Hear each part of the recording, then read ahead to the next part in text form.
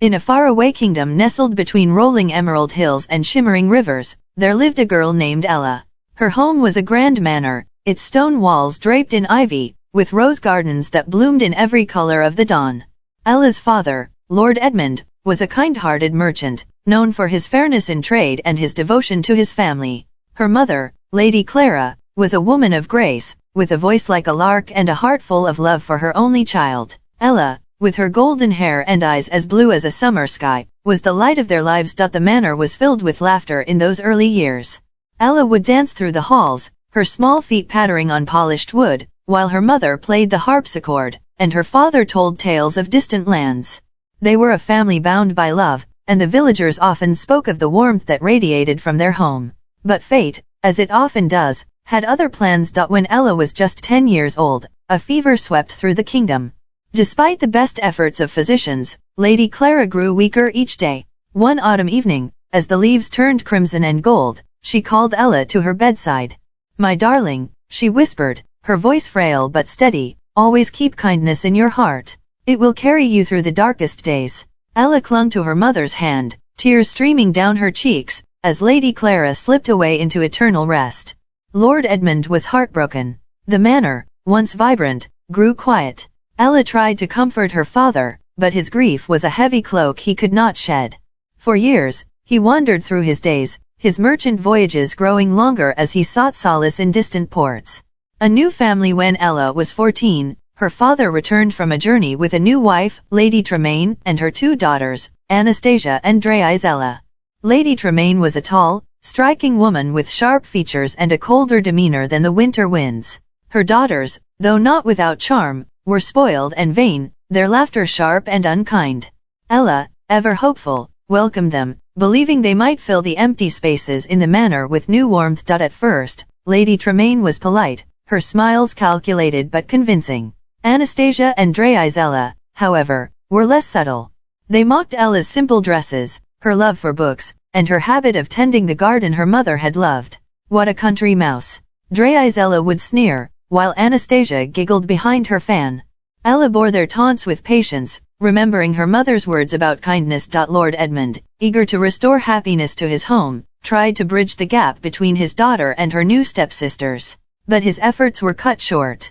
During a voyage to a distant kingdom, his ship was lost in a storm. The news reached the manor like a thunderclap, shattering Ella's world once more. She was now an orphan, left in the care of Lady Tremaine. With Lord Edmund gone, Lady Tremaine's true nature emerged. She dismissed the servants, claiming the manor's wealth was dwindling, and turned Ella into the household's maid. "You're young and strong," she said, her voice dripping with false sweetness. "It's only fitting you earn your keep." Ella, grieving and alone, had no choice but to obey. Her days became a blur of chores. She scrubbed floors until her hands bled, washed linens in icy water, and cooked meals she was rarely allowed to eat. Anastasia and Isella reveled in their new authority, ordering Ella about with glee. They took her room, forcing her to sleep in the attic, where the wind howled through cracked windows and mice scurried in the shadows. The only remnant of her old life was a single glass bead from her mother's necklace, which she kept hidden in a small wooden box. The villagers, who once adored Ella's family, rarely saw her now. Lady Tremaine forbade her from leaving the manor, claiming it was for her own good. Ella's once golden hair grew dull, and her dresses were replaced with tattered rags. Yet, even in her hardship, she clung to her mother's advice. She sang softly to herself as she worked, her voice a quiet rebellion against despair. The mice in the attic became her companions, and she named them Gus, Jack, and little Susie, sharing crumbs of her meager meals with them. The manor's hearth became Ella's refuge. After her chores, she would sit by the fire, its warmth a small comfort. The ashes that dusted her clothes and face earned her a cruel nickname from her stepsisters, Cinderella. They spat the name with scorn, but Ella wore it quietly, finding strength in her resilience.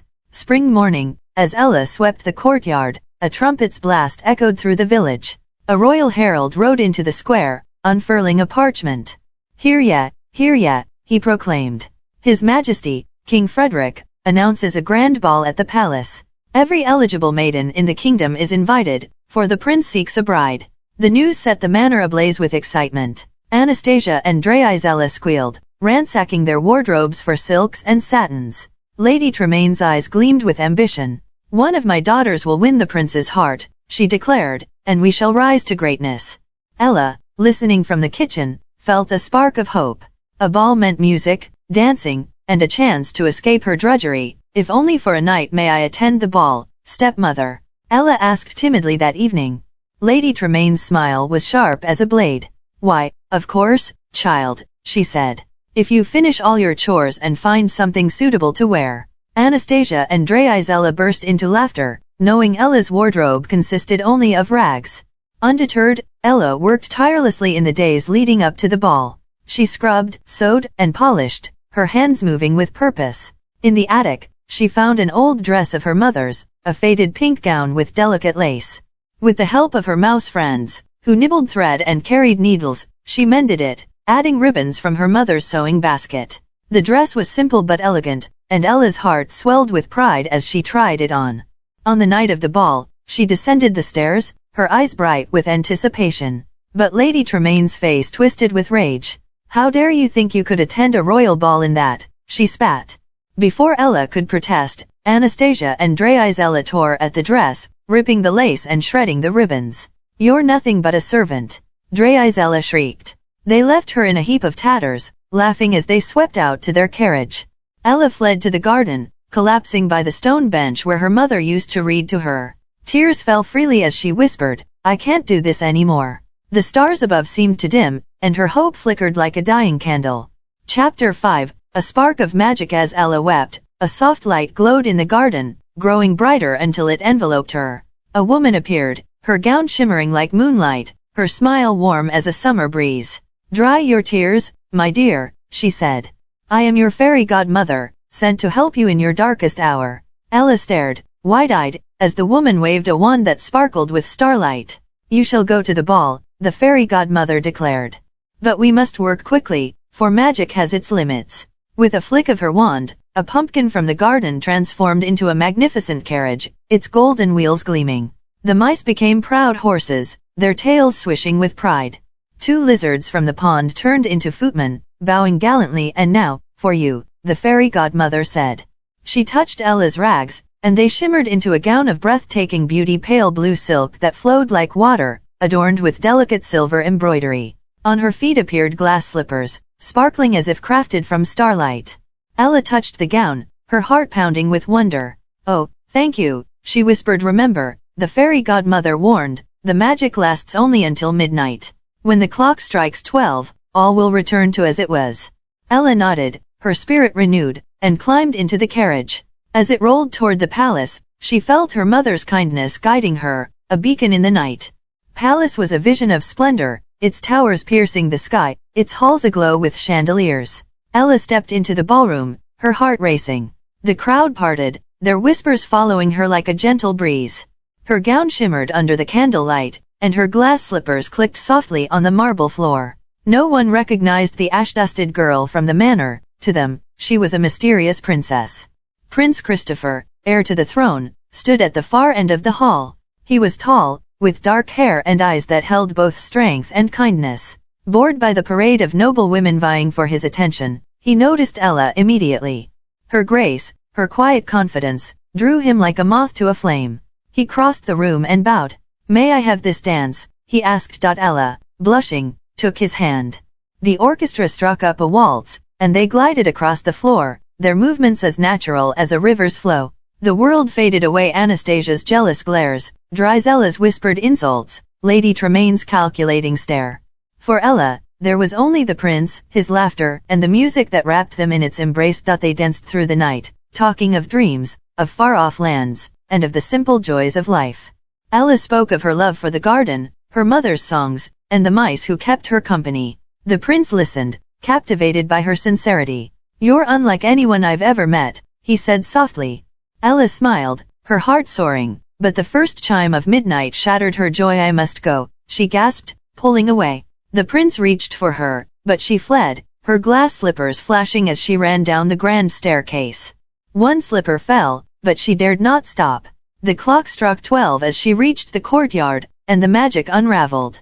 Her gown became rags, the carriage a pumpkin, the horses mice once more. Ella ran home, clutching the remaining glass slipper, her heart torn between joy and fear.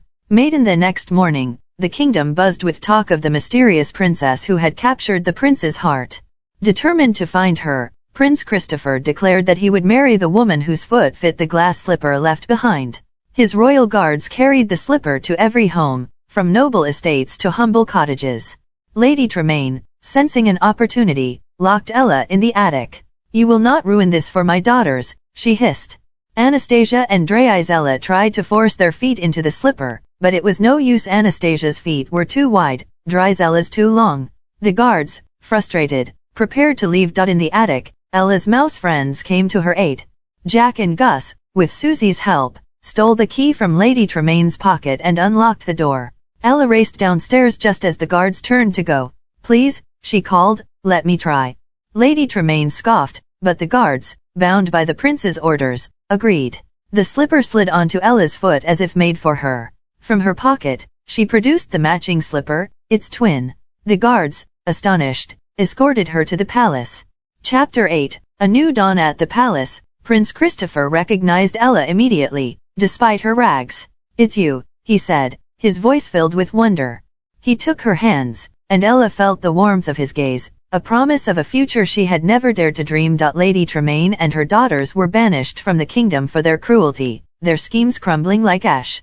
Ella, now a princess, married the prince in a ceremony filled with music and joy. The manor was restored to its former glory, and Ella welcomed the villagers to share in its warmth. She never forgot her mother's words, ruling with kindness and ensuring that no one in the kingdom went without. The mice Gus, Jack, and Susie lived happily in the palace, nibbling on royal treats. And every evening, as the sun set over the hills, Ella and Christopher danced